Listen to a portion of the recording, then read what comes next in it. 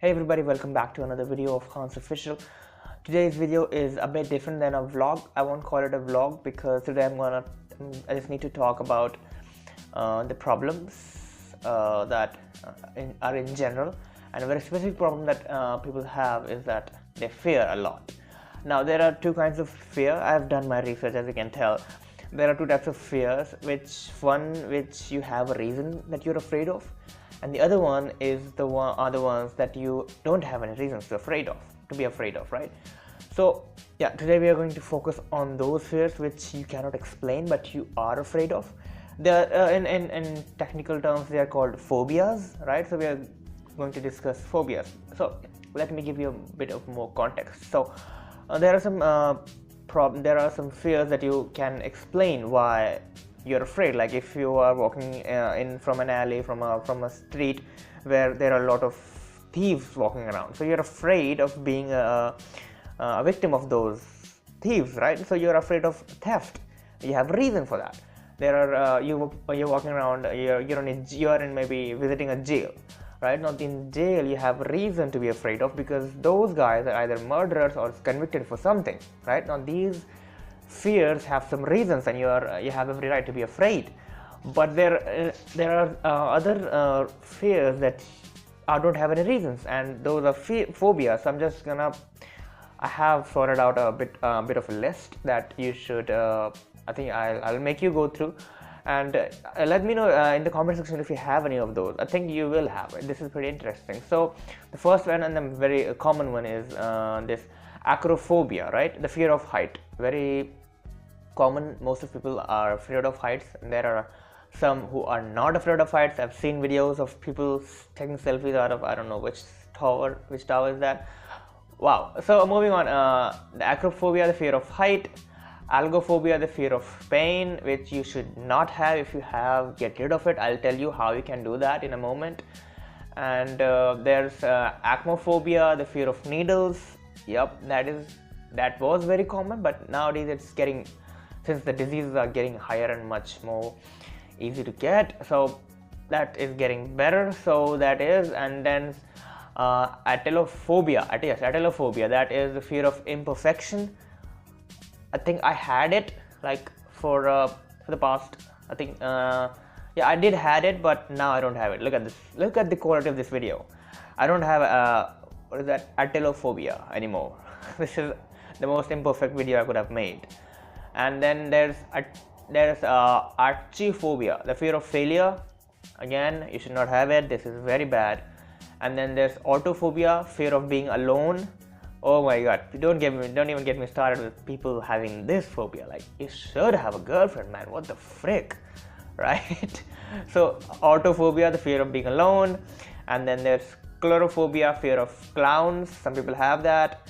And then cynophobia, fear of dogs. I have that still. I'm working on it, but I don't know why I'm afraid of dogs. They're cute, but you cannot just trust them. You don't know what's going on in their mind. They can just jump onto you and then just, I don't know. It can go as bad as you can imagine. So I'm afraid of dogs for some reason. Yeah, see, these problems, we don't have reasons why we are afraid of these, but we are afraid of it, right?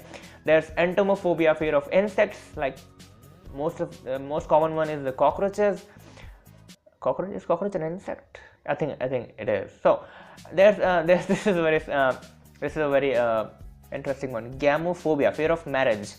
Anyone of you have fear of marriage? I do, because if you have, just let me know in the comment section. I will really very much like to know your opinions on the topic. And there's glossophobia, fear of speaking in public. I had it like 8 years earlier. No, 4 years earlier, and then I got rid of it. Thank God. And I'll be covering that in a moment. There's necrophobia, fear of death, which you should have, but you shouldn't have. But again, you should have. It is very scary, but again, what's the point? There's nyctophobia, fear of darkness. Yeah, it is pretty scary. And there's sociophobia, the fear of social evaluation, right? How many likes did you get? How many comments did you get? How many I don't know, responses did you get to your stories, right? So there are two types of this. If you're worried that you didn't get enough likes on the page, that is a different thing. If you're worried that that your post didn't got enough reach, that is a different point of view. So I'm just clarifying it for now, right? And then there's a very unusual phobia. It's called Venostrophobia, which is the fear of beautiful women. I don't know, it is I think I have it. I'm not sure, I haven't gone through it, but I think some of you might be, I don't know. This is a very controversial topic. So Venostrophobia, you can check it out, Google it, And then there's fear of xenophobia, the fear of strangers. Now here's the thing about strangers. If you meet a stranger in public, in parties, in your college, in wherever you meet a stranger, just if you don't want to have a conversation with them, at least try to get a contact number or something like that, so that you can reach them out whenever necessary, right?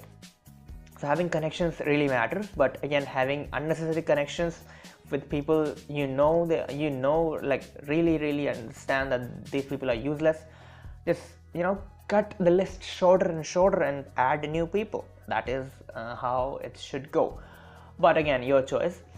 So these were the couple of phobias that I told you, that I'm sure a lot of you might have mutual, and a lot of you could have taken this list of mine.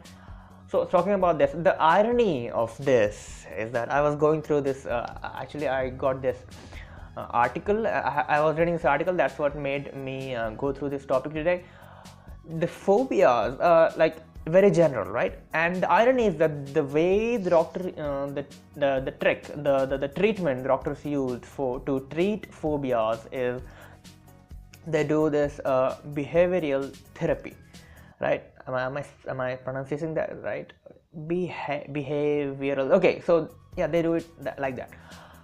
Now what they do in this therapy is that they take your fear, like first they try to identify which phobia you have, and then they take that stimulus that makes you afraid of that particular thing. Like if you're afraid of height, they don't tell you that exactly go to the Mount Everest, but they will make you go to some heights and then continue doing that exercises, and then they basically what they do is that they try to take that fear out of you step by step. And that was very fascinating. Like, so you can do it on yourself. Like you don't need even therapy for that. So if you want to get